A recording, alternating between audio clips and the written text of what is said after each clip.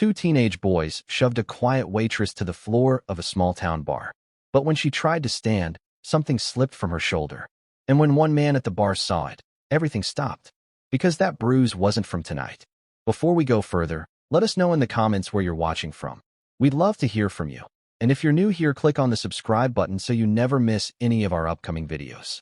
It was New Year's Eve in a busy family diner in Orlando when Mia Parker, a 28-year-old waitress with tired eyes and a gentle smile, noticed something most people would ignore: a quiet 11-year-old boy sitting alone at his table, back to the wall, with deep, dark bruises marking his face and arms.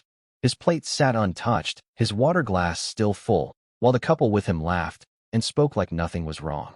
Mia had served hundreds of tables in her life, but something about this kid made her heart stop. She felt a knot in her chest she couldn't explain.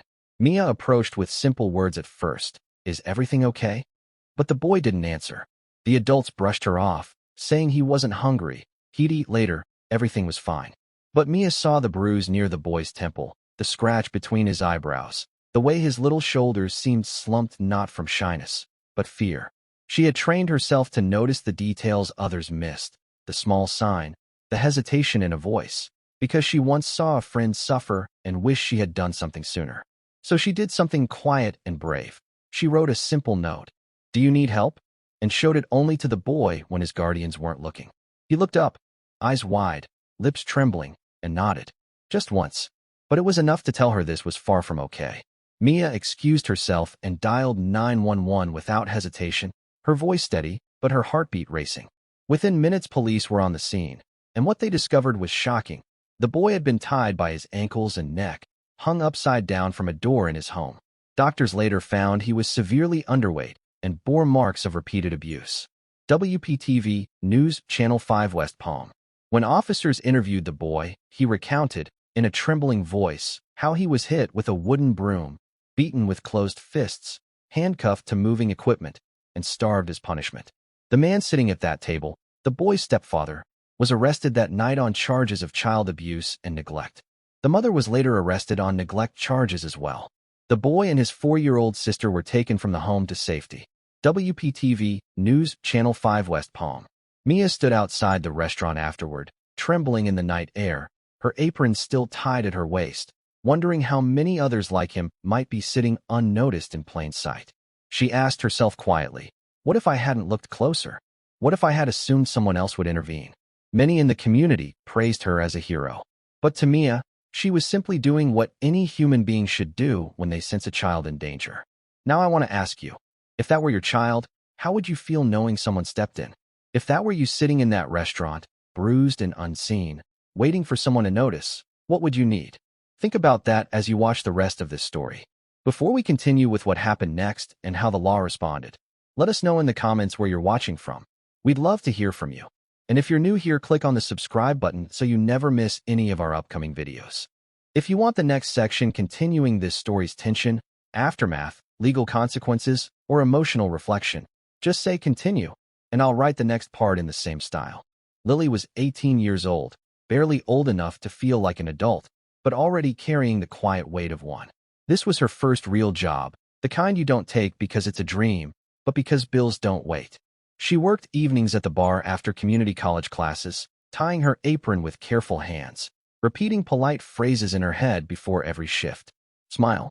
Don't rush. Don't upset anyone. Her tips didn't go toward fun or weekends out. They went into an envelope on the kitchen counter, folded neatly beside overdue notices. Rent came first, then groceries. Whatever was left helped keep the lights on a little longer. She never complained.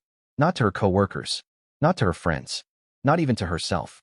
She told herself this was temporary, that helping her mother now would mean freedom later. And on most nights, she believed it. Customers remembered Lily for her nervous smile and soft voice. She said, "Sir," and "Ma'am," even when people interrupted her. She apologized when drinks were late, even if it wasn't her fault. She laughed at jokes that weren't funny, because laughter felt safer than silence. Her politeness wasn't fake, it was rehearsed, practiced at home long before this job. Lily had learned early that staying calm kept things from getting worse. When people raised their voices, she lowered hers. When tension filled a room, she made herself smaller. It wasn't weakness. It was survival. And that night, as she moved between tables, balancing trays and checking orders. She carried herself the same way she always did, quiet, careful, invisible in the way service workers often are. Her mother, Claire, worked mornings cleaning offices, coming home with sore hands and tired eyes. Lily never told her how heavy the job felt sometimes, how the late hours lingered in her chest long after she clocked out. She didn't mention the comments, the looks, the way some nights felt longer than others. Claire already carried enough worry. Lily told herself she could handle it. She always had. That bruise on her shoulder, hidden beneath the strap of her uniform, wasn't new. It wasn't loud. It wasn't dramatic. It was just another thing to cover, another thing to explain away if anyone noticed. She had practiced that explanation too. The bar smelled of fried food and spilled beer, the kind of place where laughter echoed even when it shouldn't. Lily weaved through stools and tables, her shoes sticking slightly to the floor, her arms aching by the middle of the shift. When the two teenage boys came in, loud and restless, she treated them the same as everyone else. Polite, neutral, professional. She didn't expect trouble. She never did. But when they started mocking her voice, then her hands, then the way she moved, Lily felt that familiar tightening in her chest. Just get through it, she told herself. Clock out. Go home. She didn't argue.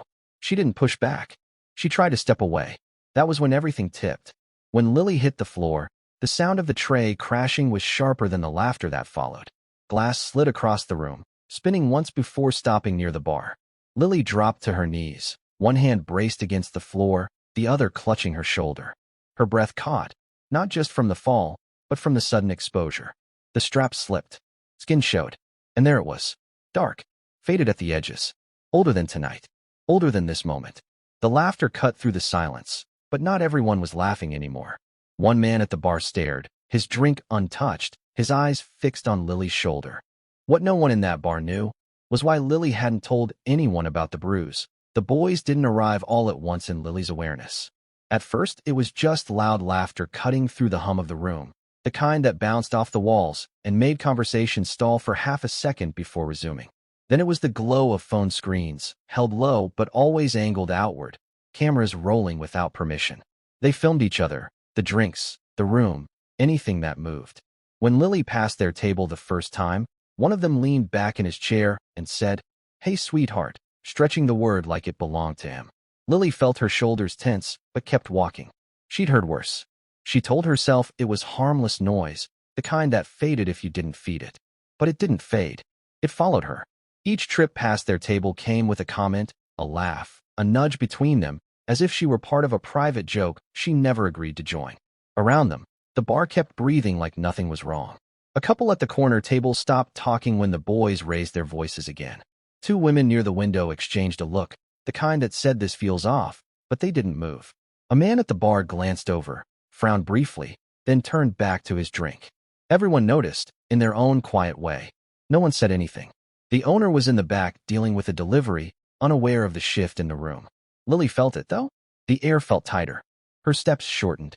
She kept her eyes down, focusing on the order pad in her hand, on the clink of glasses, on anything that wasn't the heat of their attention. She reminded herself to breathe evenly, the way she always did when things felt close to tipping. The comments grew sharper. Smile more. You nervous? Relax, we're just playing. One of them mimicked her polite tone when she asked if they needed anything else, sending the table into another burst of laughter. Lily's face burned, but she kept her voice steady. Inside, a familiar calculation ran quietly. Don't upset them. Don't give them a reason. She had learned that some people looked for reactions the way others looked for exits. If you didn't give them one, sometimes they got bored. But boredom didn't come. Instead, the phones came up higher. One of the boys stood, pretending to stretch, angling his camera toward her as she passed. Lily caught the reflection of herself in the screen for a split second and felt exposed in a way she couldn't explain. Other patrons shifted in their seats. A woman whispered something to her friend. A man cleared his throat like he might speak, then didn't. The bar's music played on, too loud for confrontation, too soft to drown anything out. Lily could feel her pulse in her ears now. She told herself she would finish this section, then ask the owner to take over. Just a few more minutes. She reached for a tray, balancing it carefully, telling herself to stay focused. That was when one of the boys leaned back, smirked, and said something under his breath that made the others snort with laughter. Lily didn't hear the words, but she felt their weight land anyway. And then one of them decided to test how far they could go. It didn't happen fast the way people later described it. It happened in a stretched moment, the kind your mind replays in fragments. Lily lifted the tray, the familiar weight settling into her wrists, glasses trembling slightly as she turned. Someone laughed behind her, too close. Then a shoulder pressed into hers, not hard enough to look violent at first, just enough to throw her balance off by inches. The tray tilted. Lily tried to correct it, her fingers tightening, her body twisting instinctively to save the drinks before they spilled. But momentum had already decided for her. The tray slipped. Glass met air. Air met floor. The sound was sharp, cutting through the room like a crack in ice. Lily felt herself falling before she understood she had been pushed. Her knee hit first, then her palm, then her side. The impact knocked the breath out of her chest, leaving her frozen there, mouth open, lungs burning. For a split second, laughter followed. Not loud, not roaring, but enough. Enough to make the moment feel exposed. Lily stayed on the floor longer than she needed to, her body reacting before her mind caught up. She stared at the scattered glass, the way liquid spread in thin lines toward the legs of nearby stools. Someone muttered an apology that didn't sound real. Someone else snickered. Then the room shifted. As Lily tried to push herself up, her sleeve slid. Just a little. Fabric moving the way it always did when she lifted her arm. But this time, there was nowhere to hide it. The skin beneath was darker than the rest, yellowed at the edges, deep purple toward the center. Not fresh, not sudden, old enough to tell a story no one had heard. The laughter didn't stop all at once. It thinned, like air leaking from a room. One voice cut off mid-sound. A chair scraped softly as someone leaned forward. The man at the bar froze, eyes fixed, his hand still wrapped around his glass. Lily felt the silence before she heard it, a heavy pause pressing down on her chest harder than the fall had. She pulled her arm back instinctively, fingers curling as if she could erase what had already been seen. Her face burned. Her heart hammered. She waited for someone to say something, to explain it away for her, to return the room to what it had been 30 seconds earlier. No one did. The boys shifted in their seats, the humor draining from their expressions as they realized the attention had turned. One of them scoffed, too loudly, trying to reclaim control. But it didn't land. The silence stayed. And in that silence, the truth sat exposed on Lily's skin. That mark didn't belong to tonight. It didn't come from a careless bump or an accident at work. It carried time inside it. Days, maybe weeks. Lily could feel the questions forming around her without anyone speaking them. Who did that? When? Why didn't she say anything? She swallowed, pushing herself to her feet, knees shaking, eyes fixed on the floor. She murmured that she was fine, that it was nothing, the words coming out automatically, practiced. But the room no longer believed her. The fall had been loud, but the bruise was louder. And in that moment, as Lily stood there surrounded by broken glass and watching eyes, everything she had tried so hard to keep hidden was suddenly part of the story. Joe had been sitting at the bar long before the boys walked in. Late 60s, broad shoulders softened by time, gray hair cut the same way it had been for years. He came in every Thursday without fail, took the same seat near the end, nodded once to the bartender, and ordered water. Not beer. Never beer. He drank it slowly, hands folded around the glass like it was part of a ritual. People knew him as Big Joe, not because he was loud or imposing, but because he took up space in a way that felt steady. He asked how people were doing and waited for the answer. He tipped in exact bills. He listened more than he spoke. Most nights, he left without anyone noticing. Joe was a retired firefighter. 30 years of waking up to alarms, of stepping into rooms filled with smoke and fear, of learning to read situations before they turned dangerous. He'd seen panic in many forms. He'd seen people pretend they were fine when they weren't. He carried those years quietly now, like a coat he didn't need to wear anymore, but hadn't put away. That night, he had noticed the boys when they came in, not because they were young or loud, but because they watched the room instead of being in it. Joe noticed things like that. He noticed Lily too. The way her smile tightened as the shift went on. The way her steps shortened near their table. The way she kept her shoulders slightly angled, like she was bracing without realizing it. When the tray fell and the room stilled, Joe didn't move. He didn't stand up. He didn't raise his voice. He just watched. Years of training had taught him the value of waiting, of letting a moment reveal itself fully before stepping into it. His eyes followed Lily as she tried to stand, saw the sleeve slide back, saw the color bloom against her skin. The bruise wasn't fresh. It wasn't careless.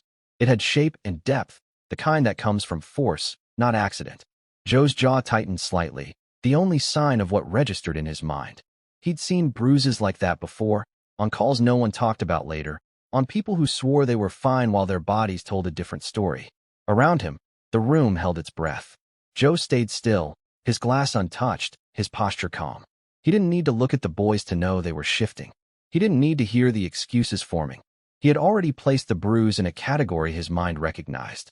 He knew how long it took for skin to fade that way. He knew how often people hid marks out of fear or habit. And he knew what usually came next if no one intervened. Joe didn't move yet, but he was watching. And Joe knew exactly what that kind of bruise meant. Joe stood up slowly, the way someone does when they're certain the room will wait for them. His chair made a soft sound against the floor, not enough to startle anyone, but enough to be heard. He didn't rush. He didn't clench his fists. He took one step forward, then another, stopping just short of the boys' table. His voice, when he spoke, was calm and even, the kind that carried without trying to.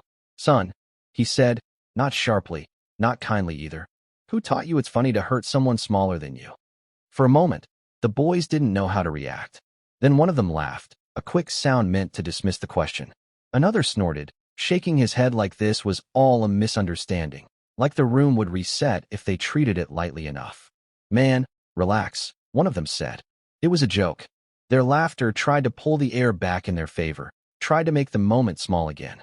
But it didn't work. The room didn't follow them. No one laughed with them. No one looked away. Joe didn't raise his voice. He didn't argue. He just looked at them, really looked, the way he had looked at people standing too close to open flames, too close to bad decisions. "Jokes don't put people on the floor," he said quietly. The words weren't loud, but they landed. Behind him, someone cleared their throat. A woman crossed her arms. The bartender paused mid-motion. The boys shifted in their seats, their confidence thinning as they realized the attention had changed direction. Joe stayed where he was, steady, unhurried, letting the silence do the work he didn't need to do himself. Lily hadn't planned to speak. Her hands were still shaking as she reached for a towel, eyes fixed on the floor like if she looked up, everything might spill out with the broken glass. But Joe was there now, standing between her and the table, not blocking the room, just creating space. She hesitated, then stepped closer, close enough that only he could hear her. Her voice was barely a sound, thin and unsteady, the kind of whisper meant to disappear the moment it was spoken. Joe leaned down slightly, not to hear better, but to meet her where she was. No one else caught the words. They weren't meant to. Joe's face didn't change right away. There was no flash of anger, no tightening of his jaw this time. What passed over him was quieter and heavier. Understanding. The kind that settles in your chest and doesn't leave. He nodded once, small and deliberate, like he was locking something into place. His shoulders squared, not in confrontation, but in decision. He looked past the boys, past the bar, as if measuring what needed to happen next. Lily stepped back, unsure if she had said too much, her heart pounding as she waited for his response. The room watched Joe now, even if they didn't realize it. Whatever Lily had said had shifted the air. The moment had crossed a line that couldn't be uncrossed. Joe took a breath, slow and steady, the way he had done countless times before stepping into situations that didn't give second chances. He glanced once at Lily, a brief look meant only for her, and then turned back toward the room. That's when Joe made a decision that would change how this ended. Lily had carried the bruise with her into that bar long before the tray ever slipped. It wasn't from work. It wasn't from a stranger. It came from home, from a place that was supposed to feel safe. She never said that out loud, not in full sentences, not with details. She didn't need to. What she shared with Joe was enough for him to understand where the mark belonged in the timeline of her life. It wasn't an accident. It wasn't something that happened once and ended. It was something she had learned to move around, the way people learn to move around furniture in the dark. She stayed quiet because quiet kept things steady, because speaking up didn't just affect her. Lily's mother depended on her, on the rent money, on the groceries she brought home at the end of the week. Lily believed that if she endured it quietly, she could keep her mother safe from worry, from questions, from consequences she didn't know how to face yet.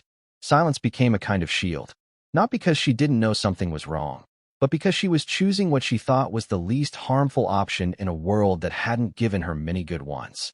What mattered most was how Lily held herself through it all. She didn't ask for pity. She didn't crumble in front of strangers. She kept her voice low, her head high enough to keep moving forward. Even now, standing in that bar with eyes on her, she wasn't asking anyone to rescue her. She was just trying to get through another night. Joe understood that too. This wasn't about embarrassment or a single bad moment. It wasn't about teenagers pushing boundaries. Suddenly, the room held more than a spill and a shove. And suddenly, this wasn't just about a shove. The owner came back from the rear of the bar to a room that no longer sounded the way it should have. Conversations were paused mid-sentence. Stools sat half-turned. Every eye was fixed on the same corner. He didn't need anyone to explain it right away. He could feel it. The phones that had been held so casually just minutes earlier disappeared, slipped into pockets, screens dark. The laughter was gone. In its place was a low, uneasy quiet that pressed against the walls. Someone near the door murmured that the police were on their way. No announcement, no drama, just a decision made by the room itself. The boys sensed it before they understood it. One of them stood up too quickly, chair legs scraping the floor. Another checked his phone, then looked toward the exit, panic flickering across his face. Their confidence drained in real time as they realized the attention they had wanted had turned into something else entirely. They started talking over each other, explaining, deflecting, trying to shrink the moment back down. No one helped them. The bar had chosen its side. Conversations didn't resume. Drinks stayed untouched. People watched without cheering, without insults, without escalation.